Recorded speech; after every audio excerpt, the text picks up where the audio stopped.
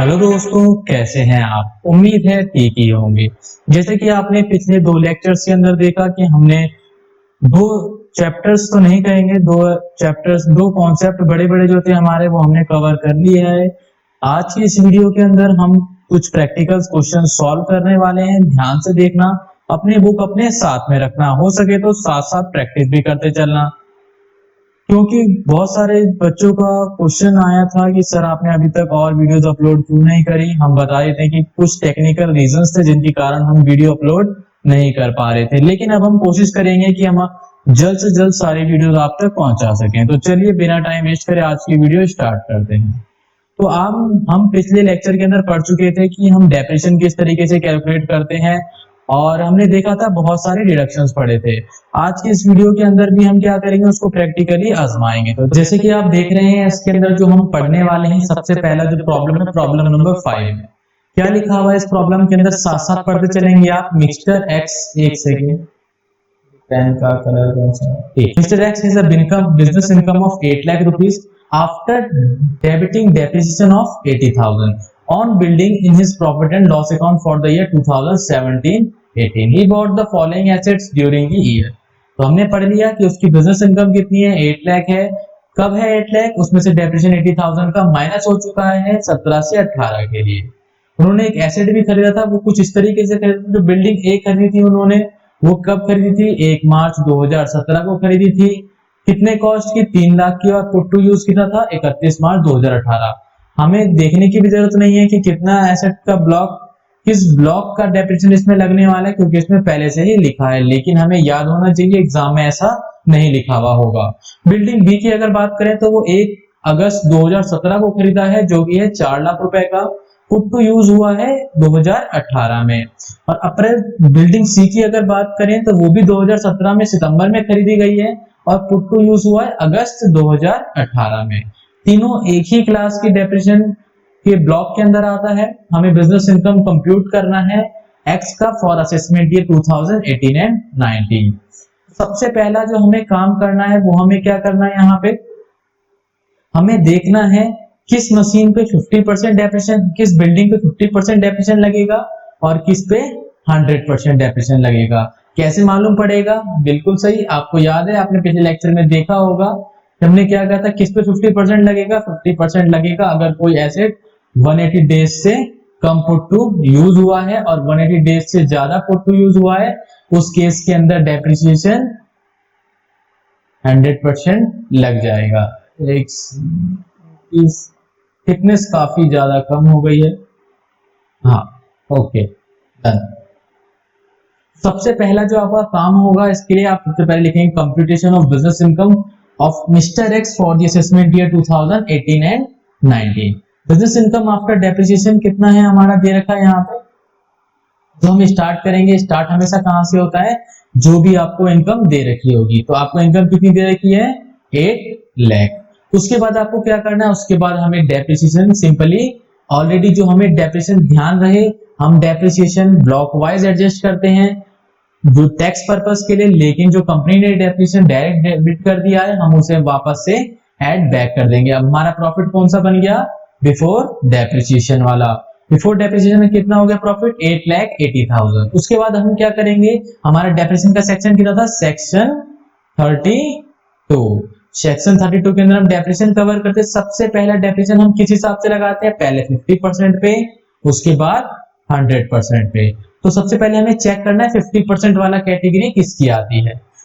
ध्यान रहे, हमने एक और चीज बात कही थी, अगर कोई एसेट 2017 से 18 और ये आपका 18 से 19 है, कोई एसेट अगर इस पीरियड में खरीदा है लेकिन इस पीरियड में यूज ही नहीं करा, तो कितना लगेगा? पुट टू यूज नहीं है तो इस ईयर में डेप्रिसिएशन नहीं मिलेगा। लेकिन वो इस ईयर में यहां पे जाके यूज करता है, पुट टू यूज करता है, उस केस में क्या होने वाला है इसका? उस केस के अंदर हम 180 डेज का क्राइटेरिया नहीं देखेंगे। क्यों नहीं देखेंगे?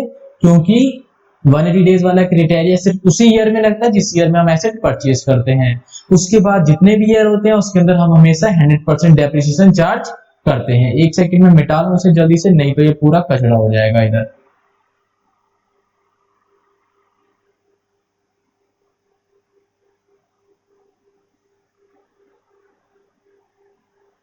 लेट मी चेक, एक सेकेंड,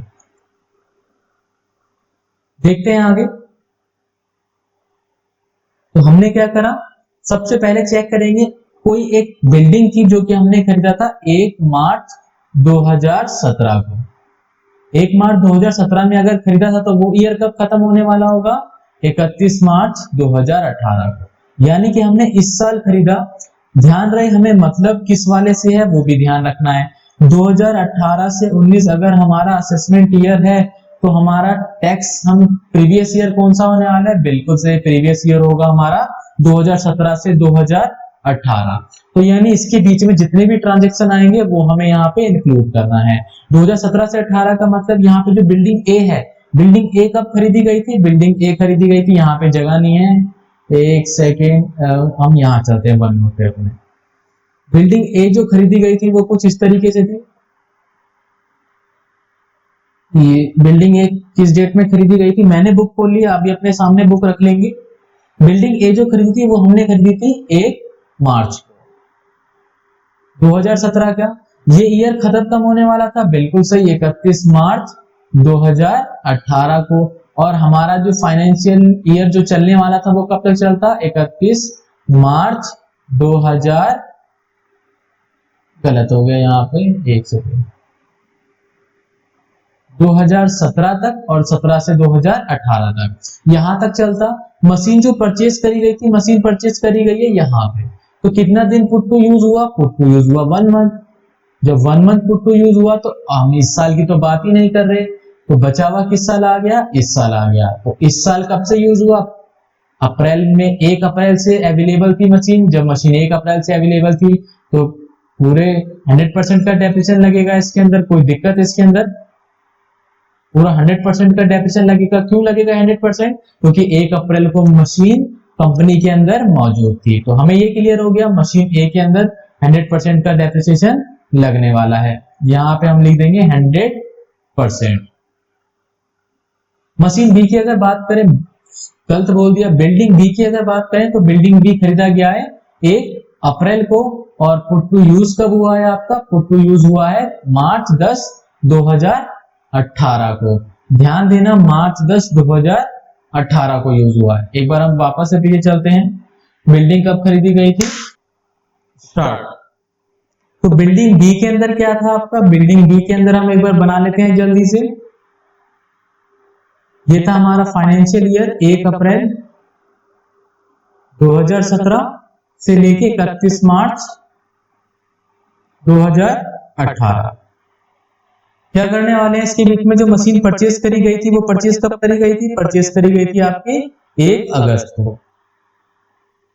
लेकिन पुट टू यूज कब हुआ आपका, पुट टू यूज हुआ 10 मार्च को, 10 मार्च को। तो कितना टाइम हुआ, उसी साल की हम बात कर रहे हैं, तो मालूम है लेस देन 180 डेज यूज हुआ है। लेस देन 180 डेज यूज हुआ है, इस कारण हम क्या करेंगे, अब 180 डेज से कम यूज हुआ है, 180 डेज से कम यूज हुआ है तो जितना भी डेप्रिसिएशन है उसका 50% हो जाएगा। चलते हैं तीसरे वाले पे, इस पे आगे लिख लेते हैं हमारा कितना लगने वाला है, 50%। तीसरी मशीन देखते हैं जल्दी से, बिल्डिंग सी खरीदी है हमने 10 अप्रैल सितंबर 2017, लेकिन पुट टू यूज कब हुई, अगस्त 15 2018। यानी कि हमने मशीन खरीदी कब, हमने मशीन खरीद ली थी, अगर इसको हम मिटा दें दोबारा से जल्दी से यहां देख लेते हैं एक बार, मशीन तो हमने खरीद ली थी यहाँ पे सितंबर में, लेकिन यूज कब करा हमने, यूज उसे करा हमने नेक्स्ट ईयर में। नेक्स्ट ईयर कब, यानी 1 अप्रैल के बाद जब आया होगा आपका अगस्त, अगस्त में जाके हमने उसे यूज करा। तो इस साल में क्या वो मशीन यूज हुई, बिल्कुल भी नहीं हुई। नहीं हुई तो डेप्रिसिएशन लगेगा, बिल्कुल नहीं लगेगा। नेक्स्ट ईयर जाके हमें देखना नहीं है 180 डेज, नेक्स्ट ईयर जाके सीधे हम 100% डेप्रिसिएशन चार्ज कर देंगे। क्वेश्चन आप समझ चुके हो, हम जल्दी से पीछे चलते हैं आंसर्स में। सबसे पहला जैसे कि हमने कहा था, एक सेकंड, हेलो हेलो, ठीक, हेलो, ओके डन। जैसा कि देखा था हमने, क्या था, depreciation on building, depreciation on building कितना लग जाएगा,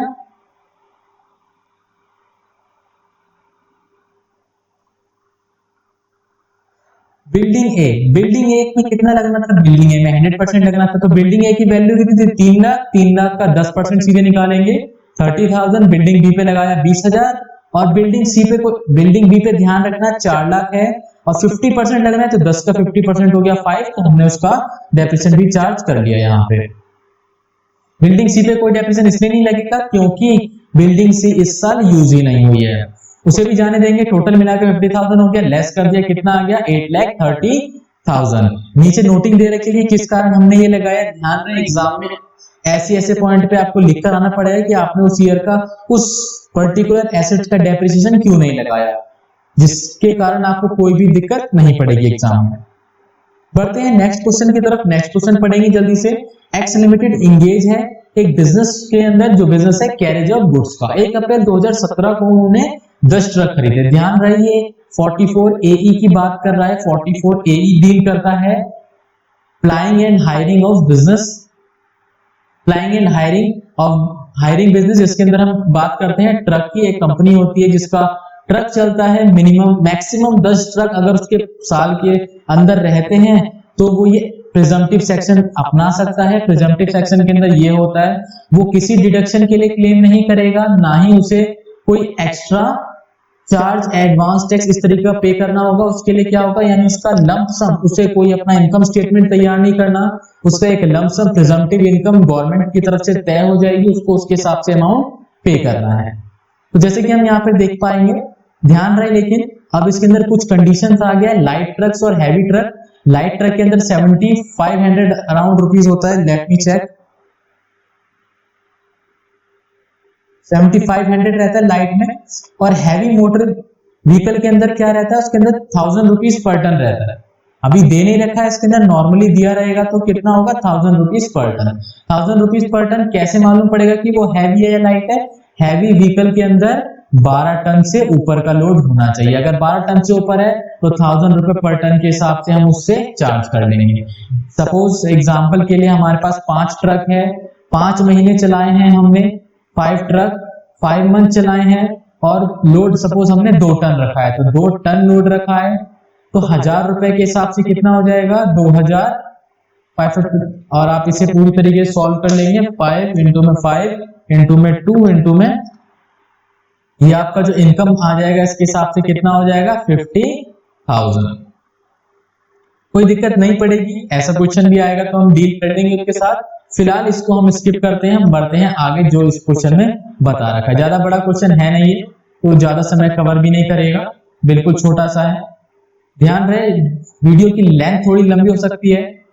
फर्स्ट लेक्चर मैंने काफी भगाकर थोड़ा सा स्पीड में अपलोड कर दिया था, लेकिन वो बच्चों का रिस्पॉन्स उससे काफी अच्छा नहीं आया, क्योंकि वो कुछ ज्यादा ही समझ नहीं आ रहा था। इसी चलते थोड़ा सा टाइम लगेगा, टाइम देकर सीखेंगे। आप सभी के जो एग्जाम है वो काफी नजदीक तो नहीं आया, थोड़ा सा समय मिल गया है आपको। जैसे कि यूजीसी गाइडलाइंस आपने देखी होगी, सितंबर तक की पहुंच चुकी है, और ओबी एग्जाम आपकी जो है वो 11 जुलाई से चालू हो चुके हैं। जितना कवर होगा हम उतना कवर करेंगे, बाकी तो आप सब जानते ही हैं ओबी ही एग्जाम है आपके। फिर भी जब तक अंडरस्टैंडिंग नहीं होगी तब तक आप कुछ भी नहीं कर पाएंगे। जो बिजनेस है वो 1 अप्रैल 2017 को स्टार्ट करा है। 1 अप्रैल 2017 को उसके पास कितने ट्रक है, ध्यान रहे इसकी सबसे बेसिक कंडीशन क्या है, मैक्सिमम 10 ट्रक होनी चाहिए एक साल के अंदर। तो 10 ट्रक है, बिल्कुल सही है। 4 हैवी हैं, हैवी गुड व्हीकल है, तो बचे कितने 6 बन गए लाइट गुड व्हीकल। 6 मई 2017 को एक हैवी गुड व्हीकल सोल्ड कर दिया। अब कितने रहे उनके पास 9, यानी अभी भी ये कंडीशन में रहते हैं। उन्होंने परचेज क्या करा, एक लाइट गुड व्हीकल परचेज करा, तो वापस से कितने हो गए 10। तो यानी कि अपनी कंडीशन के अंदर ये पूरी तरीके से वैसे ही रहे। एक्स लिमिटेड ने जो अपना इंफॉर्मेशन फर्निश करा है वो किस तरीके से है, freight collected, operational expenses, depreciation as per section 32 charge करा है जो इसने। Why my person is not moving, एक सेकंड, ये सारा डाटा उसने प्रोवाइड कर रखा है। जो assessing officer wants to assess its income, उसने अपने हिसाब से कितना बताया 6,45,000 उसका नेट प्रॉफिट, और अदर इनकम 6,70,000। असेसिंग ऑफिसर जो है वो चाहता है कि प्रिजम्पटिव प्रोविजन के हिसाब से हम उन्हें उस इनकम कैलकुलेट करके बताएं, और तो हम बता देंगे। व्यू द क्लेम, कि उसका जो क्लेम है क्या वो सही है या नहीं है। तो हम प्रिजम्पटिव इनकम लगाएंगे। तो हम लिखेंगे as per section, since section 44 E are satisfied. क्यों सेटिस्फाइड? क्योंकि एक साल के अंदर उसके पास 10 ट्रक से ज्यादा नहीं हुए हैं। तो सबसे पहला काम, जो सबसे पहले उसके पास ट्रक थी, कितने तारीख को था ट्रक? 1 अप्रैल की बात करते हैं। 1 अप्रैल के पास उसके पास कितने ट्रक थे total? Its own, out of which 4 are heavy goods vehicle. 4 truck थे जो कि हैवी गुड्स व्हीकल थे। हैवी गुड्स व्हीकल थे तो क्या करेंगे सबसे पहले हम? आप 2 तरीके से कर सकते हैं। एक तो जैसा क्वेश्चन ने करा है, क्वेश्चन ने क्या करा है, पहले मंथ में चेक करा, क्योंकि जिस मंथ में ट्रांजैक्शन होती गई है उस मंथ में वो कवर करता चला गया है। आप चाहें तो दूसरे मेथड से भी कर सकते हैं, मैं आपको दूसरे से करके बता देता हूं एक बार यहाँ पे। ठीक, मैं दूसरे तरीके से आपको करके बता देता हूं यहाँ पे किस तरीके से कर सकते हैं आप। ध्यान रहे, 9 ट्रकों को तो हमने हाथ भी नहीं लगाया था, तो 9 ट्रकों का तो कुछ करना नहीं है। थोड़ी सी surrounding, let me check, 1 second. ठीक है, कुछ भी चेंज नहीं हुआ, कोई दिक्कत नहीं है। सबसे पहले अगर हम बात करें तो 1 अप्रैल को हमारे पास कितने ट्रक थे? 1 अप्रैल को हमारे पास हैवी ट्रक्स थे, कितने? 4 हैवी ट्रक्स थे। तो 1 अप्रैल से वो ट्रक कब तक चले? ध्यान रहे, जो एक हैवी ट्रक था, हैवी ट्रक जो था 6 मई को एक हैवी ट्रक बेच दिया। 6 मई को बेच दिया यानी मई भर चला, तो हम मई का भी चार्ज उसके अंदर शामिल करेंगे। एक दिन भी होगा तो उसका इनकम हम शामिल करेंगे, चाहे वो 1 मई को ही क्यों ना बेच दिया हो। तो जो हैवी ट्रक था, 3 हैवी ट्रक में कोई चेंज आया? बिल्कुल नहीं आया। ठीक, एक हैवी ट्रक कितने दिन चला? एक हैवी ट्रक चला सिर्फ 2 मंथ। एक हैवी ट्रक, 3 हैवी ट्रक कब तक चले? 12 मंथ। कोई दिक्कत नहीं है इसके अंदर। ठीक है, आगे बढ़ेंगे। लाइट ट्रक की अगर बात करें तो नया ट्रक कब खरीदे? नॉर्मली आपके पास कितने ट्रक थे? 6 ट्रक। 6 ट्रक कब तक चले? 6 ट्रक तो चले पूरे 12 साल। गलत बोले, 6 ट्रक चले 12 महीने। और एक लाइट ट्रक जो हमने और खरीदा, वो ट्रक कब खरीदा था? वो ट्रक हमने खरीदा था आपका लाइट परचेज ऑन मई 11। मई 11 यानी कि कितने महीने? अप्रैल नहीं, मई से, यानी कि ये कितने महीने चलेगा आपका? 11 महीने। अब हमने चारों कैटेगरी वाइज बांट दिया, बिल्कुल भी समय नहीं लगेगा। सबसे पहले हम यहाँ लिखेंगे पर्टिकुलर्स और यहां लिखेंगे हम अमाउंट। सबसे पहले यहां पे डालेंगे हैवी ट्रक। हैवी ट्रक की कैलकुलेशन किस तरीके से करेंगे? हम कहेंगे 3 ट्रक जो थे वो कब तक चले? वो चले 12 महीने प्लस 9, और कितने के हिसाब से? 7500 के हिसाब से। टन का यहाँ कोई हिसाब इसलिए नहीं लगा क्योंकि क्वेश्चन ने हमें टन प्रोवाइड नहीं करा है। ये हैवी ट्रक का हो गया। फिर और एक और हैवी ट्रक जो हमने नया खरीदा था, वो हैवी ट्रक कब चला? जो हमने सोल्ड कर दिया वो हैवी ट्रक कितने महीने चला? 1 ट्रक था वो। 1 ट्रक कितने? अप्रैल भी और मई भी, 2 महीने चला। और कितने के हिसाब से? 7500 के हिसाब से। और जो लाइट ट्रक की अगर बात करें, लाइट ट्रक जो था वो कब चला आपका? कितने ट्रक थे लाइट? 6 लाइट ट्रक्स थे, 12 मंथ तक चला और 7500 रुपीज। और जो लाइट ट्रक एक और जो हमने बाद में परचेज करा, 1 ट्रक था, 11 महीने चला और 7500 रुपीज के हिसाब से उसने हमें इनकम करके दी, जो कि इनकम टैक्स ऑफिसर ने मांगी है। तो बस जल्दी से हम कैलकुलेट कर लेंगे, आप भी कैलकुलेट कर सकते हो जल्दी जल्दी। 3 इंटू 12 इंटू, हम जल्दी ही लाइव का भी बंदोबस्त करेंगे कि हम आके बच्चों को लाइव क्लासेस प्रोवाइड कराएं। फिलहाल हमारे पास इतनी ज्यादा सॉफ्टवेयर फिलहाल हमारे पास इतने अवेलेबल है नहीं कि हम ऑनलाइन प्रोवाइड कराएं, और ना ही हमारे इतने सब्सक्राइबर हैं। इसी कारण हम क्या करेंगे, फिलहाल हम रिकॉर्डिंग ही करेंगे। आप कोशिश करना कि आप अपने ज्यादा से ज्यादा दोस्तों को ये शेयर कर पाएं, जिससे हमारी भी कुछ मेहनत सफल हो। आगे बढ़ेंगे। 6 इंटू 12 इंटू 7500, 5,40,000। और ये है आपका 7500 इंटू में 11, 82 हो गया ये हमारा। अब हम इन्हें टोटल कर लेते हैं जल्दी से। 2,70,000, 15,000, 5,40,000, 82,500। तो ये हो गया आपका जो टोटल आ रहा है, ये आ रहा है 9,07,500। और इसके अंदर अदर इनकम तो जोड़ेगा नहीं, प्रिजम्पटिव जो सेक्शन है वो सिर्फ पीजीबीपी की इनकम कैलकुलेट करता है, अदर इनकम इसमें शामिल होगी ही। अदर इनकम कितनी बन गई आपकी? अदर इनकम जो उसने बता रखी थी आपको 6,70,000। दोनों को अगर हम जोड़ देंगे तो बुक का आंसर और हमारा आंसर एग्जैक्ट मैच कर चुका है। कोई दिक्कत आपको? दिक्कत हो तो कमेंट जरूर करना, मैं आपका रिप्लाई हमेशा करूंगा। आगे बढ़ते हैं जल्दी से। सेक्शन प्रिजम्पटिव सेक्शन का उसने बता रखा है कि प्रिजम्पटिव सेक्शन लगता है, जो अगर आप यहाँ पे पढ़ेंगे तो उसने यही बता रखा है, प्रिजम्पटिव सेक्शन जब एप्लीकेबल होता है उस केस में सेक्शन 30 से 38 तक का कोई भी डिडक्शन क्लेम नहीं होता। 7500 रुपए पर मंथ और पार्ट ऑफ अ मंथ, यानी एक दिन भी होगा तो 7500 रुपीज लगेंगे ही लगेंगे। हो गया हमारा ये क्वेश्चन। ज्यादा टफ नहीं था, बस आपको लैंग्वेज देखनी है और थोड़े से कॉन्सेप्ट्स क्लियर रखने हैं दिमाग में। अब जो हम क्वेश्चन करने वाले हैं ये काफी इंपॉर्टेंट है, बहुत बार एग्जाम में आ रखा है।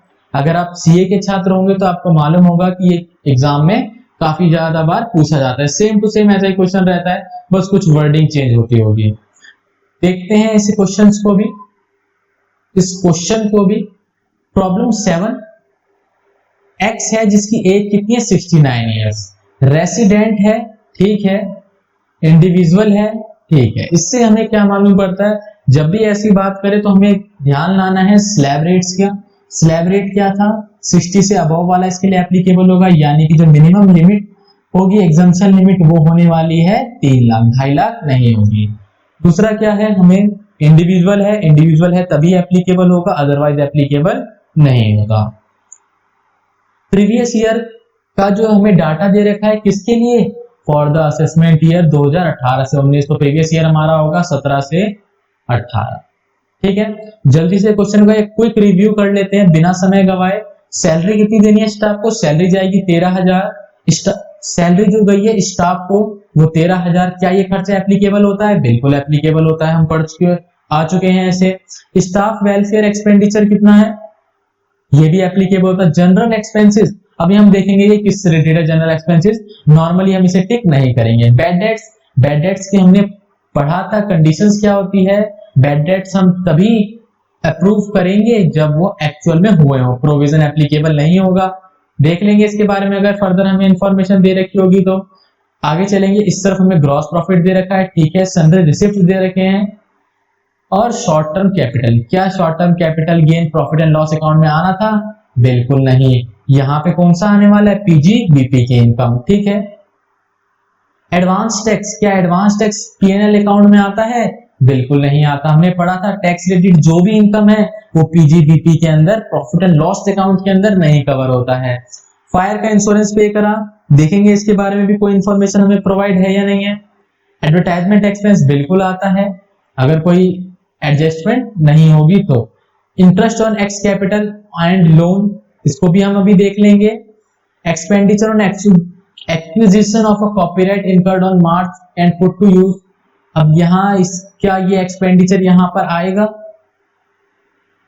कॉपीराइट हमने पढ़ा था, जो कॉपीराइट होता है उस पर 25% हम डेप्रिसिएशन चार्ज करते हैं।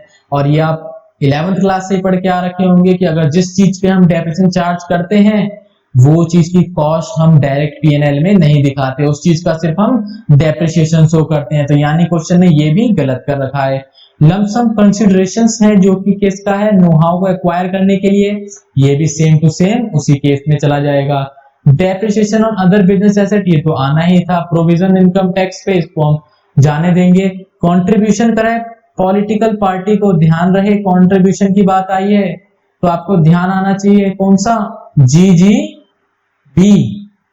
इस केस में सी कंपनी के केस में चला जाता है। इसने अपना नेट प्रॉफिट निकाल लिया, ठीक है। हमें क्या क्या इंफॉर्मेशन? सैलरी से दिए स्टाफ को, salary paid to a relative which is relative, this is important word, you have to highlight it.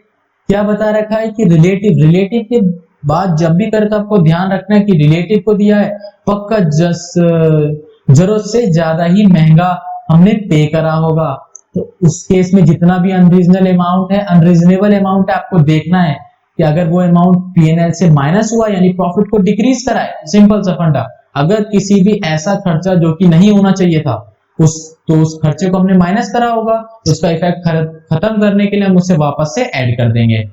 कितना 3400 रुपए क्या करा उसने, 3400 रुपए ऐसे पैसे थे जो देने नहीं चाहिए थे लेकिन फिर भी उसने दिया, तो हमें करना क्या है, सिंपली इसे ऐड कर देंगे।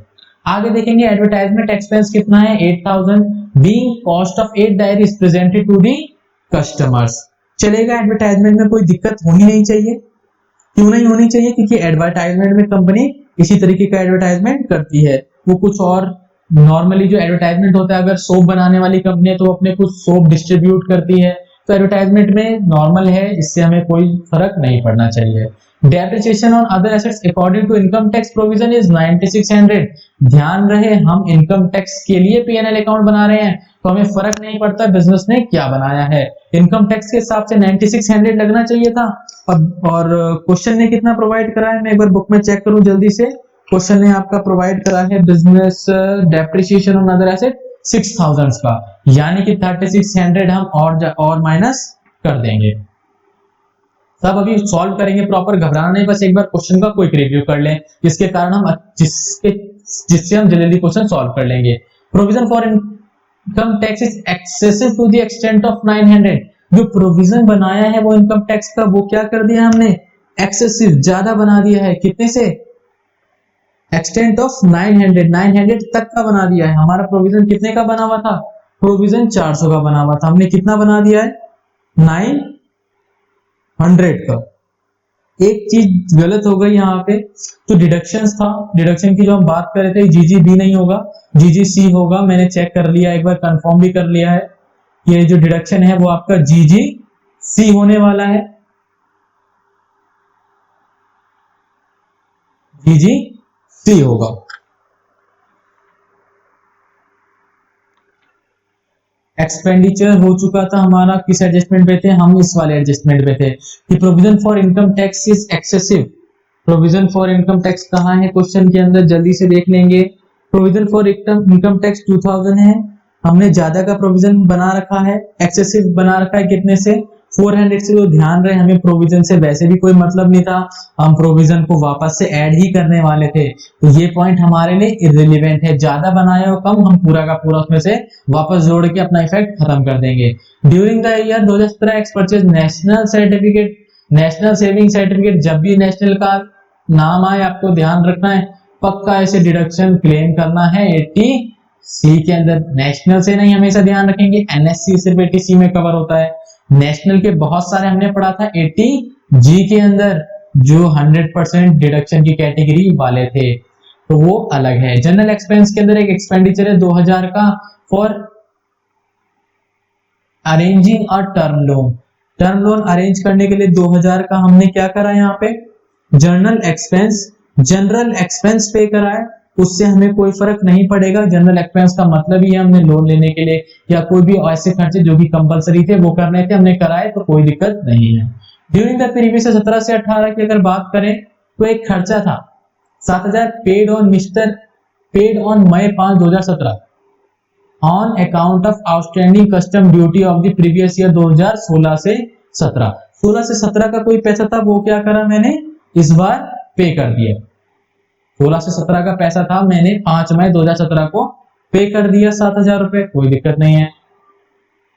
उसके बाद क्या करना है हमें, ध्यान रहे कस्टम ड्यूटी पे करी है तो क्या प्रीवियस, तो हमें फर्क पड़ना चाहिए क्या इसके अंदर, टैक्स वाले के अंदर, बिल्कुल नहीं पड़ना चाहिए। क्यों नहीं पड़ना चाहिए बताओ, बिल्कुल, क्योंकि हमने पहले ही पढ़ के आ चुके हैं कि टैक्स का ट्रीटमेंट, टैक्स के जितने भी आइटम होंगे, जो टैक्स हमारे सेंट्रल गवर्नमेंट के पास जाएंगे, वो टैक्स हम इसमें डिडक्ट नहीं करेंगे, पीएनएल का इनकम नहीं घटाएंगे।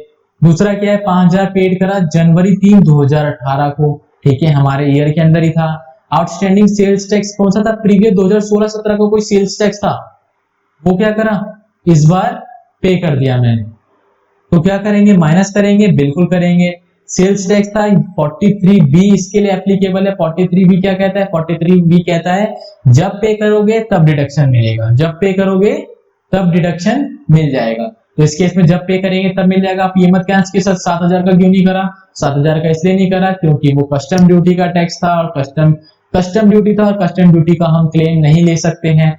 सेल्स टैक्स का क्लेम हम ले सकते हैं। जीएसटी आपने पढ़ा होगा तो आपको मालूम भी होगा वैसे। अब हमें करना क्या है क्वेश्चन में, find out the taxable income.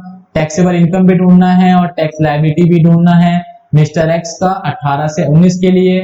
Due date for filing return is 31 July 2017 for this assessment year 17 से 18 और 31 July 2018 for assessment year 2018 to 19। Question हम पढ़ चुके हैं, लगभग क्वेश्चन समझ आ चुका है। अब बस हमें करना क्या है, फिगर आउट करना है, क्वेश्चन देख देख के फिल करते जाना है। तो ध्यान रहे इस क्वेश्चन की शुरुआत कैसे करनी है, ये इंपॉर्टेंट है। सबसे पहले आपको क्या लिखना है, computation of net taxable income of mister x. ध्यान रहे मैं सॉल्व नहीं करूंगा, आपको थोड़ा सा दिक्कत होगा कि सर सॉल्व नहीं कर रहे, देख देख के बताते जा रहे हैं। बस एक चीज ध्यान रखना, मैं सॉल्व करूंगा काफी ज्यादा टाइम कंज्यूम हो जाएगा क्योंकि मेरे को बार बार पीडीएफ से पीछे जाके चेक करना पड़ेगा, और लाइन भी काफी ज्यादा आप देख पा रहे हैं कि टेढ़ी हो जा रही है, इस कारण से मैं क्वेश्चन सॉल्व नहीं कर रहा हूं। अगर फिर भी आपको दिक्कत पड़ती है तो आप मेरे को बताएंगे तो मैं उसके लिए सेपरेट वीडियो जरूर प्रोवाइड करूंगा जिसके अंदर मैं हाथ से क्वेश्चन सॉल्व करके आपको दिखा दूंगा। अगर फिर भी डाउट आता है तो, लेकिन कोशिश करूंगा कि डाउट आपको ना आए। तो सबसे पहला जो है net profit as per profit and loss account. सबसे पहले ध्यान रखना है हमें पीजीबीपी से ही स्टार्ट करना है। पीजीबीपी से क्या सर, पीजीबीपी तो कर रहे हैं, बिल्कुल सही। पीजीबीपी का मतलब क्या है, हमें नेट प्रॉफिट से ही स्टार्ट करना है क्योंकि नेट प्रॉफिट गलत है, अब हम उन्हें सुधारना है। कैसे सुधारेंगे, बिल्कुल जैसे आप बीआरएस करते थे 11th में, सेम टू सेम वैसे ही हम, एक क्या दिक्कत हो गई, लेट मी चेक, सिस्टम बंद हो गया था इसी चलते दोबारा हमें आ रहे हैं एक बारी। हमने कहां तक पढ़ लिया था, computation of taxable income of x हमें चेक करना है असेसमेंट ईयर 2018 से 19 के लिए। 2018 से 19 के लिए असेसमेंट ईयर हमें चेक करना है, जल्दी से कर लेंगे चेक, बहुत ज्यादा टाइम हो चुका है हमें ये करते करते। बस ये हमारा लास्ट क्वेश्चन है इस कॉन्सेप्ट का, ऐसा ही क्वेश्चन रिपीट हो रहा है इसलिए हम इसे दोबारा नहीं करेंगे। सबसे पहले जो हमें स्टार्ट करना है वो स्टार्ट करना है नेट प्रॉफिट जो हमें प्रोवाइड है। नेट प्रॉफिट क्या प्रोवाइड है, 3,85,000। हमने इसे उतार लिया। अब ये गलत है, गलत किस किस कारणों से है वो चेक करना है। सबसे पहला जो गलत था वो था, हमने पढ़ लिया था यहाँ पे, जो सैलरी स्टाफ को दे रखी थी वो एक्स्ट्रा दे रखी थी, यानी वो माइनस हो रखी होगी। तो अब हम क्या करेंगे, उसे ऐड कर देंगे। सबसे पहले आपको क्या करना है, ऐड वाला आइटम करने हैं। ये आपको आप पहले भी आता होगा, अगर आपने सेकेंड ईयर में पढ़ा होगा तो आपके में, ठीक है। क्या करेंगे, इसे सैलरी टू रिलेटिव अनरीजनेबल थी 3400 हमने यहाँ पे शो कर दी। आगे देखेंगे प्रोविजन फॉर इनकम टैक्स। अगर आप यहाँ पे क्वेश्चन में जाके चेक करो, प्रोविजन फॉर इनकम टैक्स कितना दे रखा है इसने, 2000। प्रोविजन फॉर इनकम टैक्स कितना है आपका, 2000। क्या 2000 होना चाहिए था, क्या प्रोविजन टैक्स इसके अंदर होना चाहिए था, आंसर है नहीं। नहीं आंसर है तो हम सीधे क्या करेंगे, इसे भी प्रॉपर ऐड कर देंगे। प्रोविजन फॉर टैक्स भी हमने ऐड कर दिया। अब बात करते हैं, यहाँ ऊपर चलते हैं एडवांस टैक्स की। क्या एडवांस टैक्स यहाँ आना चाहिए था, साफ सीधी बात है, टैक्स रेटेड कुछ भी नहीं आना चाहिए था, तो हमने टैक्स भी वापस से यहाँ पे हटा दिया। उसके बाद चलेंगे इंटरेस्ट ऑन ओन्स कैपिटल। अपनी कैपिटल पे इंटरेस्ट मिला है तो वो भी हम पीएनएल में जाएगा क्या, आंसर है नहीं। तो हमने क्या कर दिया, इसे वापस से इसे ऐड कर दिया कि ऐसा कोई डिडक्शन हमने अभी 30 to 38 सेक्शंस के अंदर कवर नहीं करा था। उसके बाद हम चलेंगे, जो हमने पढ़ा था अभी यहाँ पे कॉपीराइट वाली बात करी थी। एक्सपेंडिचर हमने खर्च करा है एक्विजिशन ऑफ कॉपीराइट, एक कॉपीराइट एक्वायर करा हमने, उसके 2800 रुपए खर्च करा है। 1 मार्च 2018 करा है, put to use on the same day. तो यानी कि 1 मार्च से 31 मार्च तक कितना समय हो गया, 30 days, which is less than 180 days. तो कितना लगने वाला है, 50% किसका, 25% का। देख लेते हैं यहाँ पे जल्दी से कितना चार्ज था, 2800। 2800 में से कितना लगाया, 2800 का कैसे भी कर लो, 2800 है हमारा। एक सेकेंड, थोड़ी और नहीं पतली कर लेता हूँ, कुछ ज्यादा ही हैवी नजर आ रही है, दिक्कत आपको भी पड़ रही होगी समझने में। 2800 है, चाहे तो इसका 50% निकाल लो, वैल्यू कितनी, एक सेकेंड, 28 का 50% निकाल लो तो कितना आ जाएगा वैल्यू आपका, आ जाएगा 1400। ठीक, अब इसका चाहो 25% निकाल लो तो कितना आ जाएगा आपका, एक second, something is missing I think.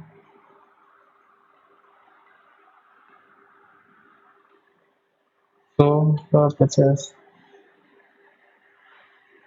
Late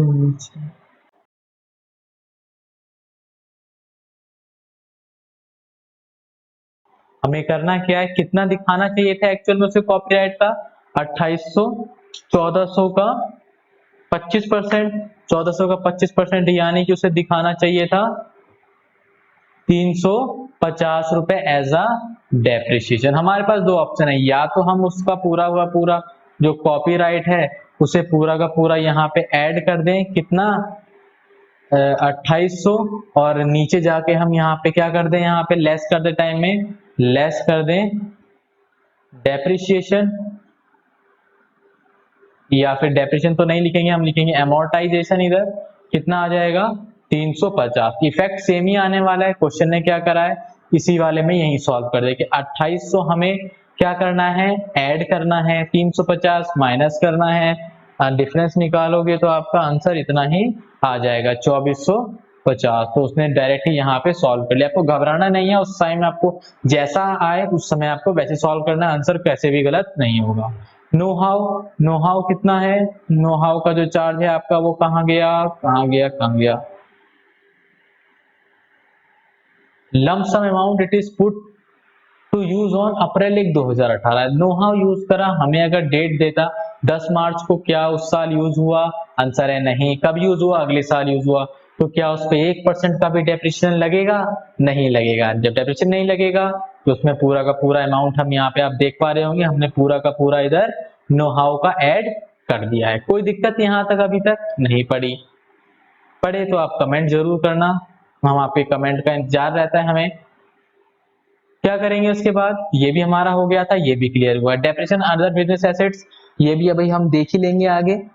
provision for income tax, ये हमने क्लियर कर दिया। कंट्रीब्यूशन करा है हमने पॉलिटिकल पार्टी को, पॉलिटिकल पार्टियों को इंडिविजुअल अगर पे करता है तो क्या होता है, GGC, और GGB कब लगता है, जब कोई बिजनेस वाला पे करता है। कोई दिक्कत नहीं है इसके अंदर, ठीक है। तो ये 1000 हमने यहाँ पे माइनस कर दिया, माइनस होना चाहिए लेकिन यहाँ नहीं, एज अ डिडक्शन माइनस होना चाहिए था। तो डिडक्शन के लिए माइनस करेंगे, तो अभी तो हमें फिलहाल क्या करना पड़ेगा, इसे ऐड। तो ये सारे आइटम ऐड वाले हम ऐड कर चुके हैं, अमाउंट यहाँ आ चुका है। उसके बाद हम क्या करेंगे, जितना हमारा प्रॉफिट था उसमें हमने ये ऐड करा, तो अब नया प्रॉफिट कितना बन गया, 4,10,650। अब हम इसमें से माइनस करेंगे हमारा जो रीजनेबल एक्सपेंस है। तो हमने पढ़ा था जो डेप्रिसिएशन है, डेप्रिसिएशन इनकम टैक्स हिसाब से कितना लगना चाहिए था, 9600। हमने कितना चार्ज करा है, 6000। तो कितना और माइनस होना चाहिए था, 3600। तो 3600 हमने और माइनस कर दिया। इसका भी अल्टरनेट पॉसिबल है कि आप गलत वाला डेप्रिसिएशन ऐड कर दो और सही वाला डेप्रिसिएशन माइनस कर दो, इफेक्ट में कोई फर्क नहीं पड़ने वाला। एक आउटस्टैंडिंग सेल्स था जो कि 43B सेक्शन के अंदर आता है, उस पे कितना लगने वाला था आपका, 5000 पे करा था, वो भी यहाँ पे आपका कवर हो गया।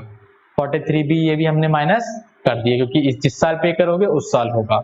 अब जो आपका जो इनकम बन चुका है वो कितना बन गया, 4,02,050 रुपए बन चुका है। अब हम ऊपर चलेंगे, कोई अदर इनकम भी थी क्या, अदर इनकम अगर हम यहाँ देखें इसकी, let me check, let me check, let me check.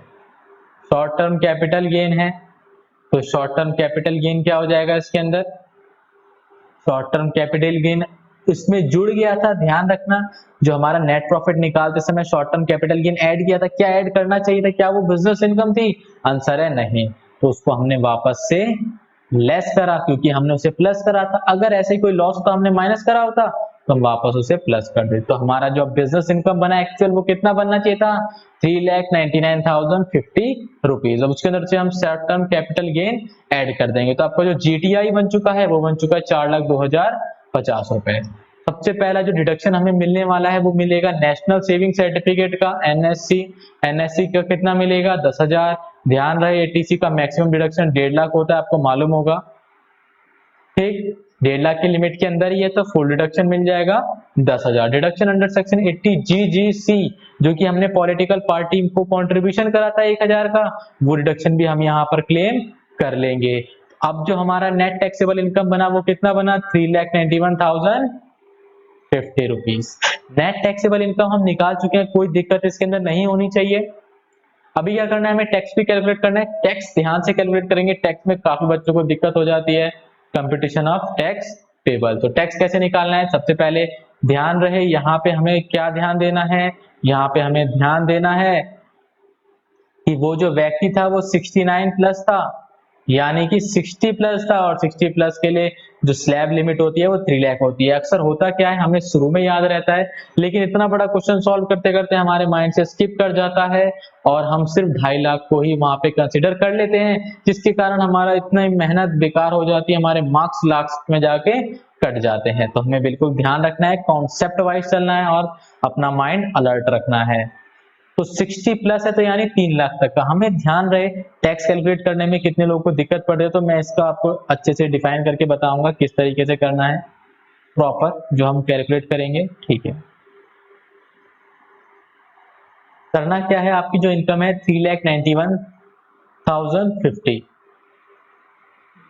Yes, rating मत मांगना, अभी बाद में ले लेना रेटिंग, ठीक है। तो हमारी जो इनकम है वो है 3,91,050 और हमें मालूम है एग्जाम्प्ट कहाँ तक है, एग्जाम्प्ट है 3 लाख तक। किसी बच्चे को याद आ रहा होगा, सर रिबेट अंडर सेक्शन 87 है, रिबेट अंडर सेक्शन 87 है कब तक मिलता है, जब आपकी इनकम अगर 3 लाख से 3 लाख तक अगर होती है और आप रेसिडेंट हैं, उस केस में आपको रिबेट अंडर सेक्शन 87A मिल जाएगा। इस केस में मिलेगा क्या, इनकम 3 लाख पार कर गई है तो नहीं मिलेगा। तो इनकम कितनी है आपकी 91,050। तो जो हमारा स्लैब रेट चलता है वो कैसे चलता है, 0 से 3 नील, 3 से 5% तो हमें आगे जाना नहीं है, सिंपल 5% निकालेंगे। 91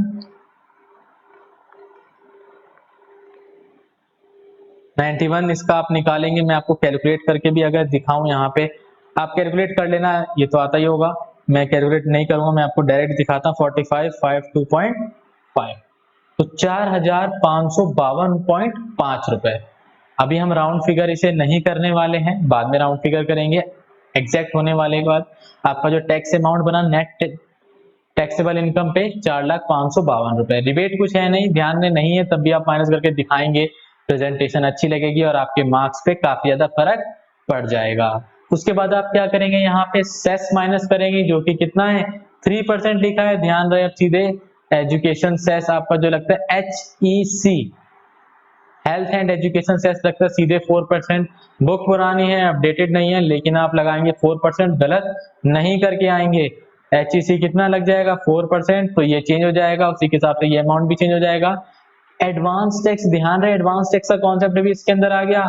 एडवांस टैक्स हमने पहले पे करा था क्या, चलिए चेक करते हैं जल्दी से ऊपर चल के एक बारी। और हम ये क्या देखते हैं, एडवांस टैक्स हमने 18-19 के असेसमेंट का एडवांस टैक्स हमने 400 पे कर दिया था। जो 400 पे कर दिया था वो 400 हम माइनस कर देंगे। अब हमें एक्चुअली कितना देना है, 4,290 जो कि राउंडेड फिगर है। एक चीज ध्यान रखेंगे, प्रोविजन फॉर इनकम टैक्स से हमें यहाँ कोई मतलब नहीं होना चाहिए, क्योंकि वो PNL की कैटेगरी में नहीं आता, PGP में भी नहीं आता। एक्चुअल टैक्स से मतलब है एडवांस टैक्स है तो माइनस कर दिया, कोई पुराना टैक्स बाकी होता तो वो हम यहाँ पे जोड़ देते। समझ आ गया होगा, कोई दिक्कत नहीं होनी चाहिए यहाँ तक तो आपको। अगर आप चलोगे नेक्स्ट क्वेश्चन देखोगे तो वो भी सेम टू सेम ऐसे ही है, कुछ डिफरेंट नहीं है, डिडक्शंस आ जाएंगे कुछ और एक आध एडजस्टमेंट आ जाएगी। अगर आपको डाउट आए तो आप इसी क्वेश्चन के कमेंट में हमें, इसी क्वेश्चन के कमेंट बॉक्स में हमें कमेंट करके पूछ सकते हैं, मैं उसके लिए उस पर्टिकुलर क्वेश्चन के लिए सेपरेट वीडियो प्रोवाइड कर दूंगा। ये भी क्वेश्चन वैसा ही है, ये भी वैसा ही है। हम बढ़ते हैं एक इंपॉर्टेंट कॉन्सेप्ट की तरफ, ध्यान रखना बहुत ही ज्यादा इंपॉर्टेंट है, जिसका नाम है minimum alternate tax. Minimum alternate tax क्या है, मिनिमम अल्टरनेट टैक्स मतलब न्यूनतम ऐसा टैक्स जो कि अल्टरनेट, इसके अलावा भी जो टैक्स हम कंपनी जो असेसिंग ऑफिसर है वो चार्ज कर सकता है, कि मिनिमम इतना तो मिला, नहीं तो वो अल्टरनेट प्रोसीजर लगा के अल्टरनेट टैक्स ऑब्टेन करेगा, जिसको हम कहते हैं मैट। एग्जाम में इंपॉर्टेंट है, पूछ सकता है क्वेश्चन, इससे भी क्वेश्चन बन सकता है प्रॉपर थ्योरी वाला भी बन सकता है और प्रैक्टिकल वाला भी बन सकता है। प्रैक्टिकल चांसेस है कि मैं इस वीडियो में कवर ना करूं क्योंकि वीडियो की लेंथ ऑलरेडी इतनी लंबी बन चुकी है और एडिट करने में काफी ज्यादा टाइम लग जाता है और उसके बाद जो अपलोडिंग का टाइम होता है वो भी काफी ज्यादा होता है। इसी कारण मैं इस वीडियो के अंदर इसे कवर नहीं करूंगा। इस वीडियो को, इस मैट को तो इसमें कवर करेंगे, मैट के कॉन्सेप्ट को, लेकिन मैट की जो प्रैक्टिकल प्रॉब्लम है वो आपके नेक्स्ट क्लास में जाएंगे और जो कुछ बचे हुए क्वेश्चन रहेगा वो भी हम उसी क्लास में कवर कर लेंगे। जल्दी से पढ़ते हैं मैट क्या होता है। मैट बेसिकली कंपनी के लिए, ध्यान रहे, मैट कंपनी के लिए एप्लीकेबल होता है। इंपॉर्टेंट चीज हाइलाइटर ले लेते हैं, सही रहेगा। मैट किसके लिए होता है? कंपनी के लिए होता है, फर्क नहीं पड़ता डोमेस्टिक हो या फॉरेन कंपनी हो। Income tax payable on it's total income, total income पे जो इनकम टैक्स पे करा गया है कब? Computed after applying all provisions of income tax, यानी कि 115 जेजेबी को छोड़ के, जो कि मैट की बात करता है, उसको छोड़ के जितने डिडक्शंस लेने थे वो डिडक्शन आप ले चुके हो और जितने एक्स्ट्रा टैक्स आपको पे करना था, एक्स्ट्रा इनकम आपको शामिल करनी थी, जो जो इनकम आपको नहीं इंक्लूड करनी थी, जो एक्सपेंस आपको नहीं इंक्लूड करना था, वो सारे एडजस्टमेंट के बाद जो टोटल इनकम पर जो टैक्स बना है वो अगर कम है, किसके कम है? 18%, 18.5% of book profit plus surcharge अगर एप्लीकेबल है और प्लस सेस, सेस आप बदल लेंगे जब जब 3% आएगा तो उस केस में क्या होगा? Such book profit shall be deemed to be total income and the tax payable on such total income shall be the amount of total income tax at the rate 18.5% book profit plus surcharge। नहीं समझे? कोई दिक्कत नहीं। Suppose होता क्या है, example है, ठीक है। सपोज आपकी जो टैक्स, आपका जो टैक्स आया वो आया 10,000, ठीक। असेसिंग ऑफिसर ने बुक प्रॉफिट, पढ़ लेंगे क्या है बुक प्रॉफिट अभी। असेसिंग ऑफिसर ने बुक प्रॉफिट निकाला, बुक प्रॉफिट का उसने 18.5% निकाला और वो कितना निकला? वो निकला 12,000, ठीक। अब आपके इनकम के हिसाब से कितना देना था आपको? 10,000, और आया कितना है? मैट के बुक प्रॉफिट के हिसाब से कितना बनता है असेसिंग ऑफिसर के हिसाब से? 12,000। अभी इस केस में आपका मैट एप्लीकेबल होगा? बिल्कुल होगा। क्यों होगा एप्लीकेबल? क्योंकि आपकी जो इनकम आपने दिखाई है, जो इनकम टैक्स पे करा है किस पर? टोटल इनकम पे, वो कम है। किसके कम है? 18%, 18.5% ऑफ बुक प्रॉफिट की, क्योंकि 18.5% ऑफ बुक प्रॉफिट कितना आ रहा है? 12,000, और आपने इनकम कितनी शो करी है? 10,000। तो इस केस में क्या करेगा जो असेसिंग ऑफिसर होगा? वो 12,000 वाली इनकम चार्ज करेगा। कोई दिक्कत है इसके अंदर? 12,000 पे, 12,000 एज अ इनकम टैक्स लेगा वो। अब 12,000 के लिए वो इनकम कौन सी लेगा? अब उसको आपकी इनकम से कोई मतलब नहीं है। अब वो कौन सी इनकम लेगा? बुक प्रॉफिट वाली इनकम को वो इनकम मान लेगा और 18.5% के हिसाब से टैक्स लगाएगा। कोई स्लैब रेट नहीं, कुछ नहीं लगेगा। हाँ, अगर सरचार्ज लग रहा है तो सरचार्ज तो इसके ऊपर भी आपका लग जाएगा। अगर आपका बुक प्रॉफिट जो है वो सरचार्ज की कैटेगरी में जा रहा है, जो कि हमने पढ़ा था उस केस में, सरचार्ज का जो हमने कैटेगरी पढ़ा था, अगर सरचार्ज की कैटेगरी में जा रहा है तो उस पर सरचार्ज अगर एप्लीकेबल होगा तो सरचार्ज भी लगेगा, और 3% सेस तो दोनों में ही है, तो सेस से हमें ज्यादा फर्क नहीं पड़ेगा, ठीक है। अगर उन सबसे ज्यादा है, अगर इनके सपोज करो मैट के हिसाब से जो निकल रहा है वो निकल रहा है 12,000, लेकिन हमने टैक्स दिखाया कि सरकार आपके लिए हम टैक्स लेकर आए हैं 13,000 का, आप हमारा 13,000 रुपए का हमारे हिसाब से टैक्स बनता है, आप ले लो, तो क्या गवर्नमेंट इस केस में भी मैट एप्लीकेबल करेगी? नहीं। मिनिमम, नाम ही क्या है उसका, मिनिमम 12,000 तो मिलना ही चाहिए। इससे ज्यादा कितना भी दोगे तो सरकार मना नहीं करेगी। ज्यादा कितना भी का मतलब क्या? आपके इनकम के हिसाब से, ज्यादा तो कोई देता नहीं है। सब टैक्स अवॉइडेंस, एक हमने पढ़ चुके हैं, अवॉइडेंस नहीं करते, एविएशन करते हैं, वो टैक्स चुरा लेते हैं, ठीक है। ये तो समझ आपके आपको मैट होता क्या है। अब मैट के लिए, मैट असेसिंग ऑफिसर के पास पावर होती है अल्टर दी नेट प्रॉफिट। ध्यान रहे, जो हमने नेट प्रॉफिट बनाया है उसको जो असेसिंग ऑफिसर है उसको चेंज कर सकता है। किन किन केस में? असेसिंग ऑफिसर दोबारा से प्रॉफिट एंड लॉस को रीराइट कर सकता है। ध्यान रहे, थ्योरी के हिसाब से इंपॉर्टेंट क्वेश्चन बन सकता है इससे। किसी केस के अंदर वो प्रॉफिट को रीराइट कर सकता है? पहला, जब profit and loss account is not prepared according to the companies act. जो प्रॉफिट एंड लॉस अकाउंट है वो प्रिपेयर नहीं हुए कंपनीज एक्ट के हिसाब से। ऐसा क्यों हुआ? कभी कभी क्या करता है जो कंपनी होता है वो क्या करता है, वो अपने हिसाब से profit not drawn in according companies act के हिसाब से वो प्रॉफिट एंड लॉस नहीं बनाता, वो किसके हिसाब से बनाता है, वो अपना दूसरा मेथड फॉलो करता है, but only a difference opinion, सिर्फ ओपिनियन का अंतर आ जाता है, ज्यादा अंतर नहीं आता, फ्रॉड का कोई इसका इंटेंशन नहीं होता। नॉर्मली क्या होता है, ओपिनियन का अंतर आता है, जैसे कि हम हिस्टोरिकल कॉस्ट लेना, और दूसरा क्या हो सकता है आपका कि आप बुक वैल्यू किस हिसाब से ले रहे हैं, मार्केट वैल्यू ले रहे हैं, और बहुत सारे ऐसे बेसिकली कॉन्सेप्ट हो सकते हैं कि आप स्टॉक को दिखाने के लिए आप जो आपका मेथड कौन सा था, या वैल्यूएशन का जो मेथड होता है कि वेटेज वाला लगाना है, लीफो लगाना है या फीफो लगाना है, ऐसे ऐसे बेसिकली बहुत सारे इसके अंदर ओपिनियंस होते हैं जो कंपनीज एक्ट के हिसाब से अलग हो सकते हैं, और असेसिंग और जो कंपनी है उसके हिसाब से अलग हो सकते हैं। अगर सिर्फ उसका डिफरेंस आ रहा है तो उस केस में properly shown in profit and loss account the balance sheet the provision of do not empower the subsidiary to distribute disturb the profit by the assessee। अगर सिर्फ देखो नॉर्मली क्या है, अगर कंपनीज एक्ट के हिसाब से नहीं बनाया तब तो असेसिंग ऑफिसर चेंज करेगा, लेकिन उसके अंदर भी अगर आपने बनाया नहीं है कंपनीज एक्ट के हिसाब से, लेकिन जो डिफरेंस आ रहा है ना अमाउंट का, वो सिर्फ ओपिनियन के हिसाब से फर्क पड़ रहा है। यानी कि सपोज अगर जो आपकी कंपनीज एक्ट है वो कहता है कि वेटेज से निकालो, weighted average profit, weighted method से निकालो स्टॉक का वैल्यूएशन, और आप लीफो से निकाल लेते हैं, तो जो बेसिकली जो डिफरेंस आया वो ओपिनियन का आया है।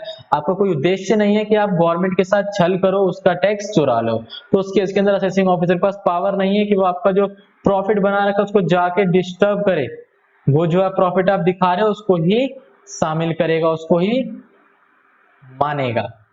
दूसरा केस कब क्या है, if accounting policies accounting rates and method definition are different.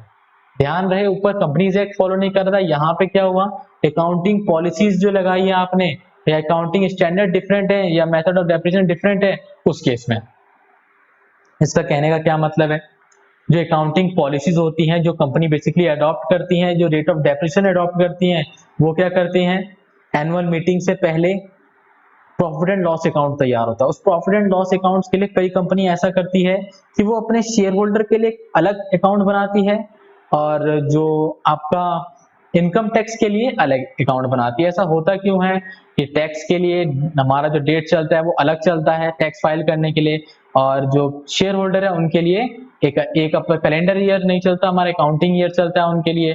तो इस केस को मैच करने के लिए कंपनी बेसिकली कभी कभी क्या करती है, दो रजिस्टर तैयार करती है, एक तैयार करती है जनरल मीटिंग के पॉइंट ऑफ व्यू से, एक तैयार करती है इनकम टैक्स के पॉइंट ऑफ व्यू से। इन दोनों के पॉइंट ऑफ व्यू से वो क्या करती है, सेट तैयार करती है। तो इस केस में क्या हो सकता है, इस केस के अंदर वो कर्व दी अबव प्रैक्टिस, जो शेयर होल्डर्स को, जो कंपनीज होती है अक्सर शेयर होल्डर्स को धोखा देने के लिए क्या कर सकती है, उसको फायदा किसमें होगा, इनकम टैक्स को कम प्रॉफिट दिखा के और शेयर होल्डर को ज्यादा वाला प्रॉफिट दिखा के। यानी कि सपोज हमने बुक में अपना 10% प्रॉफिट लगाया, ध्यान हम जो प्रॉफिट जो डेप्रिसिएशन लगाते हैं नॉर्मली वो एसेट पे लगाते हैं और मंथ के हिसाब से लगाते हैं अकाउंट्स के अंदर, लेकिन टैक्स के अंदर आपने देखा हम ब्लॉक के हिसाब से लगाते हैं और 180 डेज वाला कॉन्सेप्ट रखते हैं। तो इनके कारण काफी प्रॉफिट में डिफरेंस आ जाता है। तो जो कंपनीज करती क्या है, शेयर होल्डर को दिखाना होता है कि कंपनी ग्रोथ कर रही है, तो हायर प्रॉफिट वाला जो आपका रजिस्टर होता है उसको वो शो कर देती है शेयर होल्डर को, और जो लोअर प्रॉफिट वाला रजिस्टर तैयार होता है उन दोनों में से वो शो कर देती है इनकम टैक्स को। इस प्रैक्टिस को खत्म करने के लिए, इस प्रैक्टिस को खत्म करने assessing officer can recalculate the net profit.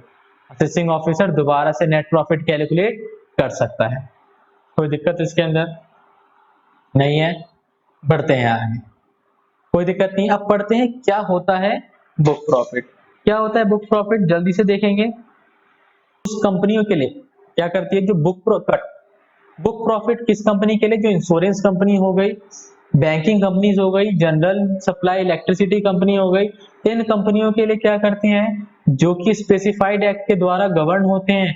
उस केस के अंदर जो प्रॉफिट रिकैलकुलेट करता है वो किसके हिसाब से करता है, उनके रेगुलेटरी एक्ट के हिसाब से। लेकिन जो अदर कंपनीज होती है उनके लिए किसके हिसाब से करता है, असेसिंग ऑफिसर कंपनीज एक्ट के हिसाब से। ठीक, तो बुक प्रॉफिट का मतलब क्या होता है, बुक प्रॉफिट का मतलब ऐसा प्रॉफिट एंड लॉस अकाउंट का अमाउंट जिसमें हम ये 16 पॉइंट एडजस्ट कर चुके हैं। 16 पॉइंट एडजस्ट, यानी कि आपको बस 16 पॉइंट ध्यान रखने हैं और आपको अपने नेट प्रॉफिट में से 16 पॉइंट एडजस्ट कर देने हैं, तो आपको जो प्रॉफिट है वो बुक प्रॉफिट बन जाएगा। घबराएं नहीं, 16 पॉइंट बिल्कुल भी टफ नहीं है। बेस आपको क्या करना है, ध्यान रखना है कॉन्सेप्ट के साथ। टाइम ज्यादा लग चुका है लेकिन हम अभी भी ये कॉन्सेप्ट खत्म करके ही जाएंगे। क्या देखेंगे आप यहाँ पे, जो बुक प्रॉफिट है आपका 16 पॉइंट्स ध्यान रखने हैं। 16 पॉइंट्स के अंदर कुछ पॉइंट हैं जिन्हें हमें ऐड करना है, अराउंड 12 पॉइंट्स होंगे जिन्हें हमें ऐड करना है, और जो बचे हुए 4 पॉइंट है उन्हें हमें क्या करना है, सब्ट्रैक्ट करना है। ठीक, ध्यान रहे प्रॉफिट है हमारा, सपोज 10,000 प्रॉफिट है, ये हमारा गलत प्रॉफिट है। अब हम इसे सही कैसे करेंगे, जो माइनस करा होगा उसे प्लस कर देंगे और जो प्लस करा होगा उसे माइनस कर देंगे, और कुछ करेंगे क्या इसके अंदर, नहीं करने वाले हैं। तो जो बुक प्रॉफिट है आपका, तो सबसे पहला क्या है, amount of income tax paid payable और प्रोविजन फॉर टैक्स। अभी अभी तो सीख कर आए, क्या सीख कर आए हैं अभी अभी, बिल्कुल कि इनकम टैक्स रिलेटेड कोई सा भी अगर टैक्स है, एडवांस टैक्स है, प्रोविजन फॉर टैक्स है, अगर वो माइनस किया है तो उसे जोड़ दो, कोई दिक्कत नहीं है इसके अंदर, जाने दो। कोई ऐसा अमाउंट जो आपने रिजर्व में भेज दिया किसी भी नाम से, किसी भी नाम से, वो भी क्या कर दो, जोड़ दो। क्या प्रॉफिट एंड लॉस अकाउंट के अंदर आपको रिजर्व भेजना चाहिए था, अब हम वो प्रॉफिट निकाल रहे हैं जो एक्चुअल में कंपनी को हुआ है। रिजर्व में भेजना कंपनी के लिए एक्सपेंस नहीं है, इसीलिए हम उसे भी ऐड कर देंगे। Amount set aside to provision for meeting uncertain liabilities. Unascertained liabilities, कोई ऐसी लायबिलिटी जो कि हमने असर्टेन करी ही नहीं है, उसका भी हमने प्रोविजन तैयार कर लिया है, मालूम नहीं है, दूर दूर तक देखने से नहीं दिख रही है, तो उस केस में हम वो वाली लायबिलिटी भी हम ऐड कर देंगे वापस से, यानी कि वो हमारे लिए खर्चा नहीं मानेंगे उसे। दूसरा क्या, provision for loss, subsidiary company का लॉस हुआ है कोई, मतलब हम अगर होल्डिंग कंपनी है, होल्डिंग कंपनी में क्या होता है, सब्सिडरी कंपनी का लॉस भी ट्रांसफर हो जाता है।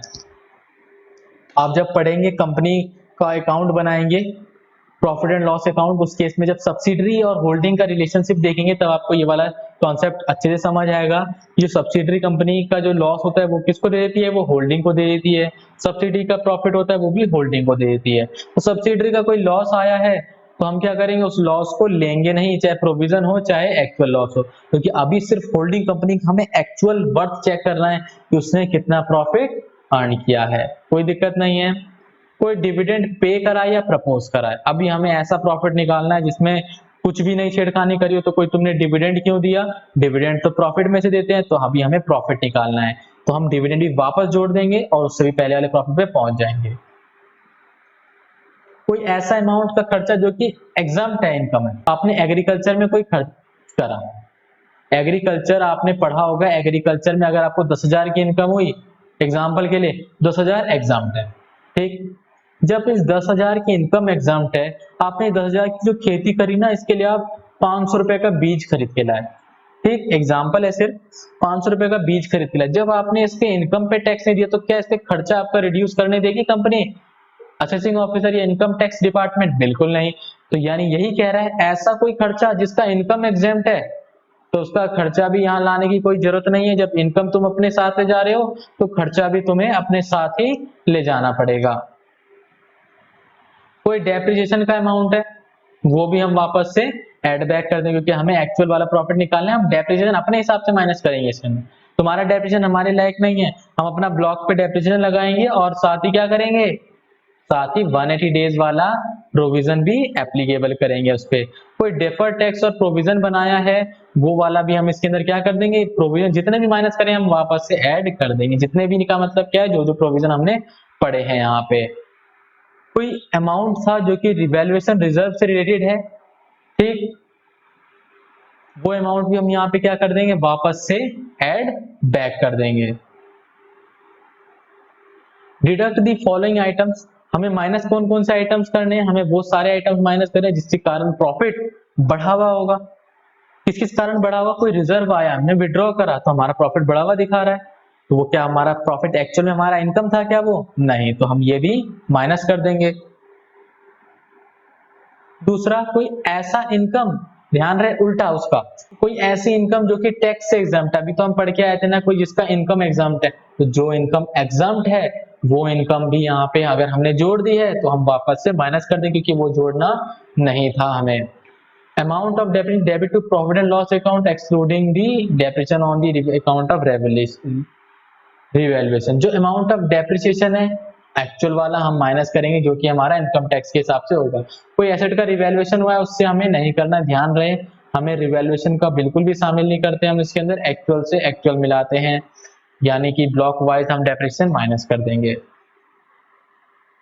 अमाउंट विड्रॉन करा है रिवैल्यूएशन रिजर्व से और जो कि प्रॉफिट एंड लॉस में क्रेडिट कर दिया है प्रॉफिट की तरह, उस अकाउंट को भी हम क्या कर देंगे, वापस से माइनस कर देंगे, कि वो हमारा इनकम प्रॉफिट बढ़ा नहीं है, बढ़ा हुआ दिख रहा है लेकिन हम उसे माइनस कर देंगे। कोई ब्रॉड फॉरवर्ड लॉस है जो कि पहले से ही था यानी एप्लीकेबल था, डेप्रिसिएशन को छोड़ के कोई अनएब्सॉर्ब डेप्रिसिएशन है, ठीक, उसे भी हम क्या कर देंगे, यहाँ पे माइनस कर देंगे, कोई अनएब्सॉर्ब डेप्रिसिएशन है तो। और लास्ट पॉइंट जो है आपका, लास्ट तो नहीं है, जो प्रॉफिट है सिक इंडस्ट्रियल अंडरटेकिंग का, ये कॉन्सेप्ट अभी आपका आया नहीं है। सिक इंडस्ट्रियल अंडरटेकिंग का जो प्रॉफिट होगा वो भी हम यहाँ पे वापस से माइनस कर देंगे। ये सारा हो गया। Surcharge applicable on book profit, normal book profit का मतलब जो हमारा एक्चुअल प्रॉफिट था उसकी तरह ही लेना है, कुछ अलग नहीं है ये। तो बुक प्रॉफिट पे जो था सेम टू सेम वैसे ही एप्लीकेबल होगा। सरचार्ज एप्लीकेबल होगा 1 करोड़ पे और 10 करोड़ पे, ठीक, 1 करोड़ 10 करोड़ पे। एक ये सब पढ़ लेंगे आप, थ्योरी सा है ऐसे ही है, पढ़ लेंगे, इसे कोई दिक्कत नहीं है।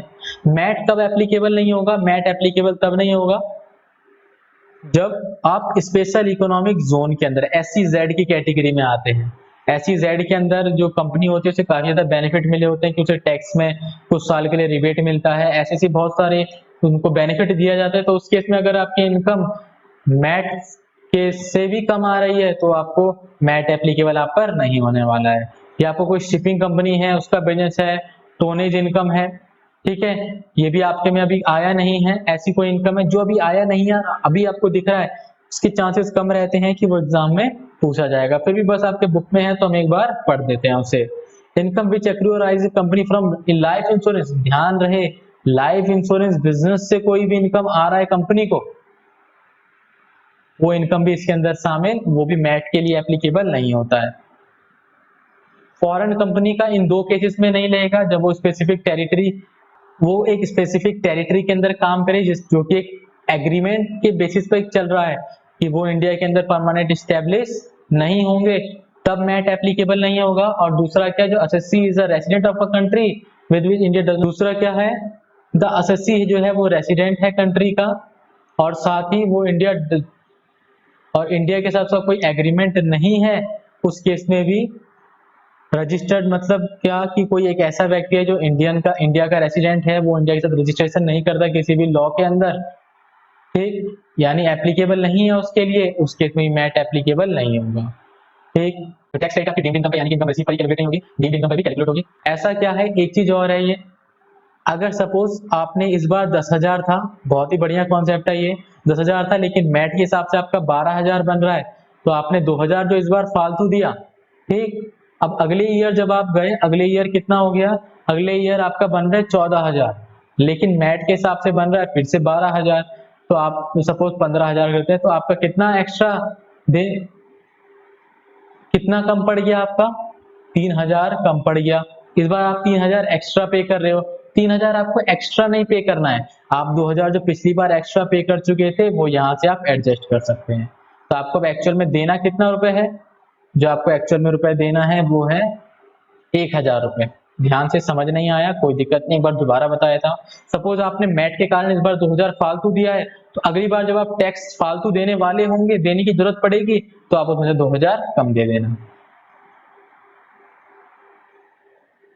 देखो वही लिखा हुआ है कि अगर कोई कंपनी एक्स्ट्रा टैक्स पे कर देती है मैट के कारण, तो वो टैक्स क्रेडिट ले सकती है, टैक्स क्रेडिट 15 साल तक जा सकता है। फॉर एग्जाम्पल मैट अगर पे करा 18-19 के, तो 2033 से 2024 तक काम करेगा, और कोई कंडीशन नहीं है इसका टैक्स क्रेडिट लेने का, ये सब आप पढ़ लेंगे, बेसिक्स है, कोई दिक्कत नहीं है। ये हमारा खत्म हो चुका है। जो इसके प्रैक्टिकल क्वेश्चन है वो हम आज के में देखते, लेकिन आज काफी ज्यादा टाइम हो चुका है, वीडियो की लेंथ बहुत लंबी हो चुकी है। और जैसे कि मैंने आपसे पहले ही कहा था, एडिटिंग में भी बहुत ज्यादा टाइम लग जाता है, काफी ज्यादा साउंड्स होते हैं कुछ जो कि हमें रिड्यूस करना पड़ता है, नॉइस काफी ज्यादा रहता है, वो हमें यहाँ से हटाना पड़ता है। उम्मीद है आपको लेक्चर पसंद आया होगा। अगर पसंद आए तो चैनल को सब्सक्राइब करना ना भूलें और वीडियो लाइक जरूर करें, क्योंकि हमारी मोटिवेशनल का सिर्फ एक ही सोर्स है जो कि आपके लाइक से मालूम पड़ता है। आपके लाइक बताते हैं कि आपको हमारा वीडियो कितना पसंद आया, और वीडियो पसंद आए तो अपने दोस्तों के साथ शेयर करना ना भूलें। चलते हैं, मिलते हैं नेक्स्ट वीडियो में, तब तक के लिए सीखते रहें, क्योंकि सीखना बंद तो जीतना बंद। जय हिंद।